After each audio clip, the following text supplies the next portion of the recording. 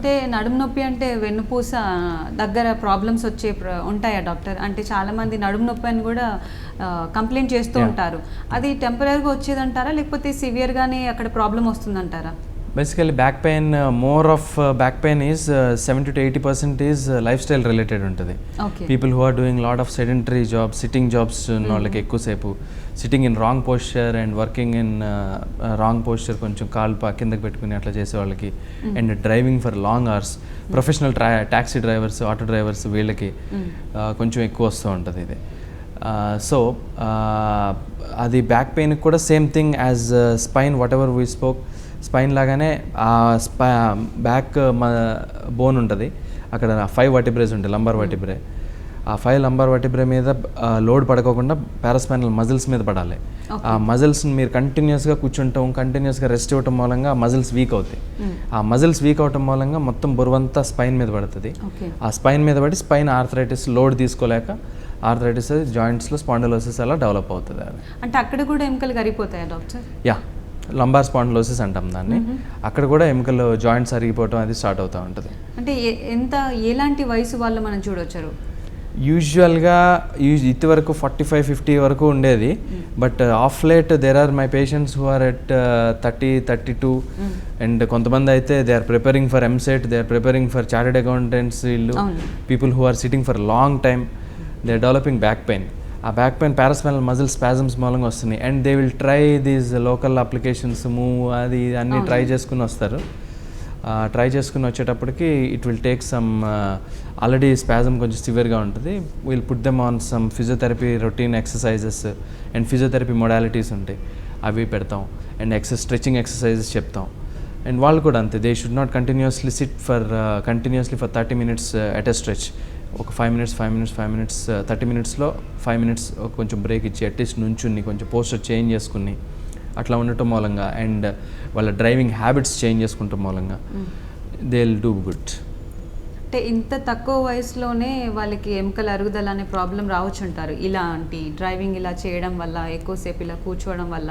Yeah, అంటే ఎముకల అరుగుదల ఇమీడియట్గా రాదు, they will definitely end up there if they don't take proper care. ఆ మజిల్ స్పాజమ్ మూలంగా first it will start at that point, and gradually they will end up with spondylosis, full fledged spondylosis.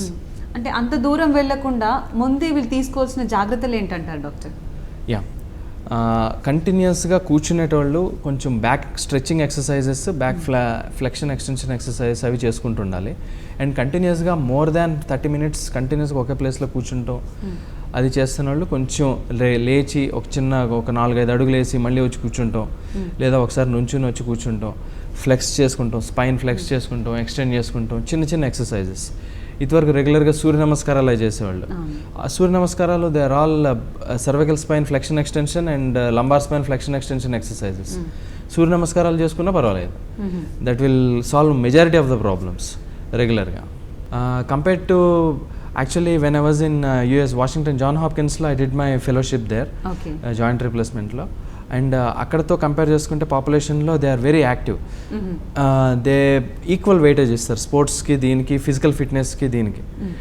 ఇక్కడ కొంచెం physical ఫిట్నెస్ని కొంచెం they will put it అనే back seat, they first career గురించి వేరే పనులు దీని గురించి చేస్తుంటారు, చదువు మీద ఎక్కువ కాన్సన్ట్రేషన్ ఉంది. అక్కడ అట్లా ఉండదు, they are more into equal weightage ఉంటుంది, everybody is into some games or something, and for that they maintain their fitness. వాళ్ళకి the incidence of this work related ఇది చాలా తక్కువ ఉంటుంది అక్కడ, and here it is a bit more, and moreover working and all is organized there, and they have workmen's insurance compensations and regular ga untayi. Ikkada anta system, that system is not so active here. అంటే arthritis ఇలా ఎముకలకి సంబంధించిన conditions మన ఇండియాలో ఎక్కువ ఉన్నాయంటారా doctor? Yeah, డెఫినెట్గా ఇండియాలోనే ఎక్కువ ఉన్నాయి, అండ్ ఇంక్లూడింగ్ ఆస్టియోపోరోసిస్ ఒకటి. India is becoming the capital of diabetes, that we all know, and one more thing is India is also becoming the capital of osteoporosis. Okay, that is weakness in the bones, ఎముకలు గుల్లబారిపోవటం అంటారు. అంటే అది మామూలుగా మన Indian వాళ్ళ దాంట్లో ఉందా, లేకపోతే మనం తీసుకొచ్చామా డాక్టర్ మన లైఫ్ స్టైల్తో? మన లైఫ్ స్టైల్ చేంజెస్ మూలంగా మనం తెచ్చుకున్నాం అది. ఓకే, ఫ్రీక్వెన్సీ ఆఫ్ ఆస్టియోపోరోసిస్ ఎక్కువ అవుతుంది. The diet we take, the physical exercise తీసుకోకపోవటం మూలంగా, with all these things, physical exercise రెగ్యులర్గా ఉండట్లేదు.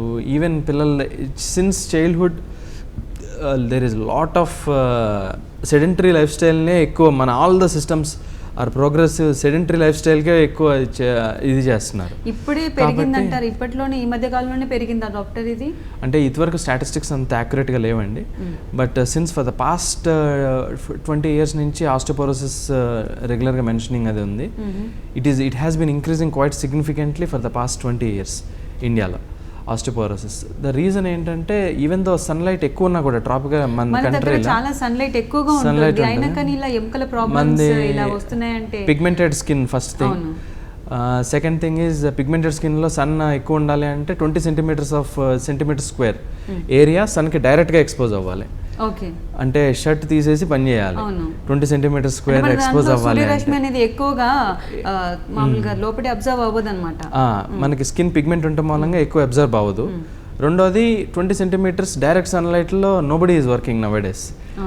They are getting into their offices at around 9 o'clock 10 o'clock and evening 5-6 వరకు they are busy working there.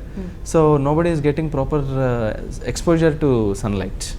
అంటే ఏమంటారు doctor, మనం ప్రతి ఒక్కరు డైలీ ఎంతసేపు వరకు ఎండలో ఉండడం మంచిదంటారు? అంటే ఐడియల్గా 500 international units ఉండాలి vitamin D3 levels daily absorption, daily requirement. దాన్ని అచీవ్ చేయాలంటే at least 20 centimeters square of skin area direct sunlight for minimum period of 1/2 hour to 2 hours expose అవ్వాలి. అంటే ఏ టైంలో అంటారు డాక్టర్? Any time. మామూలుగా మధ్యాహ్నం నుంచి వచ్చే ఎండ కానీ మంచిది కాదు, క్యాన్సర్ అలా వస్తుందని చాలా మంది ఇలా అంటూ ఉంటారు, అది ఎంతవరకు నిజమంటారు? అలాంటిదేం లేదు. ఈవినింగ్ మార్నింగ్ ఏంటంటే sunlight will be travelling from long distance.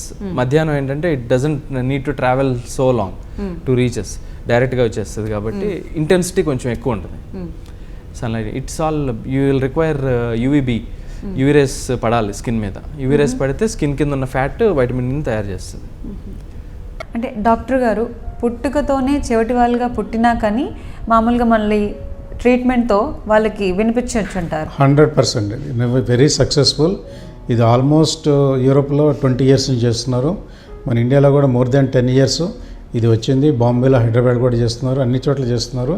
Cochlear implantation 2 వైపులా చేయొచ్చు, వన్ సైడ్ చేయొచ్చు. బట్ స్పీచ్ మంచి డెవలప్ అవ్వాలంటే 2 వైపులా కాక్యులర్ ఇంప్లాంటేషన్ చేయాలా.